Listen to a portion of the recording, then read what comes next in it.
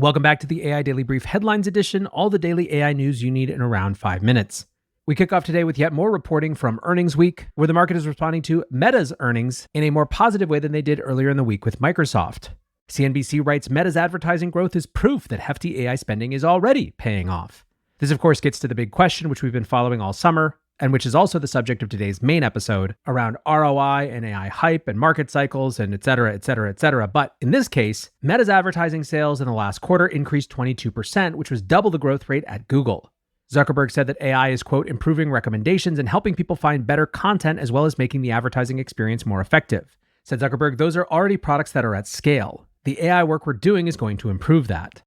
Overall, Meta's revenue was up over $39 billion, with 98% of its sales coming from advertising. CNBC writes that Zuckerberg pointed to AI as the foundation behind Meta's refreshed online advertising platform, which was battered after Apple introduced an iOS privacy update in 2021. Said Mark Mahaney, internet analyst at Evercore ISI, they rebuilt their ad tech stack using AI and they changed their user interface and generated a lot more user engagement because of AI. It's showing up in the revenue and profits now. After the report, Meta's shares were up 7%. And so now with this, we have the second area after cloud where AI is actually showing up in ROI. Now, do I think that this will make much of a difference when it comes to the narrative competition around whether AI is in a bubble or not? No, because I don't really think that this comes down to evidence that people are seeing. I think it's much more about preconceived notions and previous pattern matching. Still good to see that Meta, who is investing so heavily, particularly in open source AI, is leading not only in their models, but also in their revenue performance coming from AI. One additional thing, Zuckerberg repeated some of what we've heard from other CEOs like Google CEO Sundar Pichai when he said it's hard to predict how this will trend multiple generations into the future, but at this point, I'd rather risk building capacity before it's needed rather than too late. Next up, there are rumors that xAI is considering acquiring character AI, but Elon Musk has denied them. The report originally came from The Information, who tends to have better sources on this sort of thing than just about anyone else. And I think that part of the reason that the story got traction, hold aside the details, is that it does seem to reflect something that people think, broadly speaking, is coming, which is, of course, a wave of consolidation as AI companies that have started over the last couple years and have spent tons and tons of money have to figure out either business models that actually work or new sources of capital, or frankly, just a new place to land. The Information writes the discussion may not result in a deal, but the internal debate at xAI points to the types of pairings that are likely to become more common as smaller AI startups such as Character face the steep cost of training and running their models while competing against deep-pocketed rivals. There is also a talent dimension of this, of course. There's only so much AI/ML talent available with top engineers. And fascinatingly, it does seem like something is going to happen with Character. The Information says an offer from xAI, should one materialize, would end months of uncertainty over Character's next steps. Although it isn't at risk of running out of cash soon, it hasn't raised a new round of venture funding in more than a year, a contrast with the rapid funding pace of many AI startups. Character in recent weeks has sought to cut costs and has instituted new processes for approving budgets and headcounts according to an employee. Ultimately, Elon used X to say that they are not considering this acquisition, but who knows?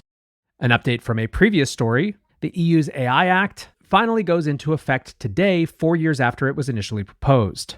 CNBC writes the legislation applies a risk-based approach to regulating AI, which means that different applications of the technology are regulated differently depending on the level of risk they pose to society. Said Charlie Thompson, a VP at Appian, this will bring much more scrutiny on tech giants when it comes to their operations in the EU market and their use of EU citizen data.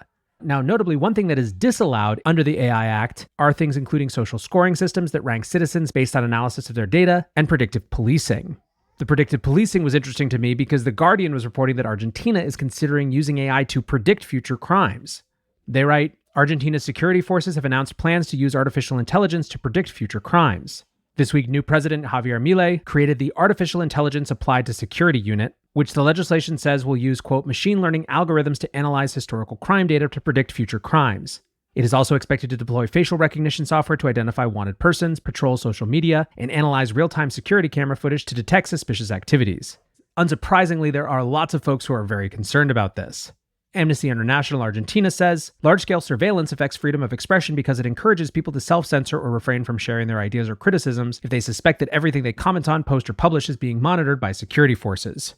A new study from the ILO and the World Bank said that between 2 and 5% of jobs in Latin America and the Caribbean are threatened by AI in a way that makes them at risk of being fully automated. Overall, they think that between 26 and 38% of jobs in the region could be exposed to generative AI and impacted by it in some way. The report also suggests that AI could improve the productivity of between 8 and 14% of jobs.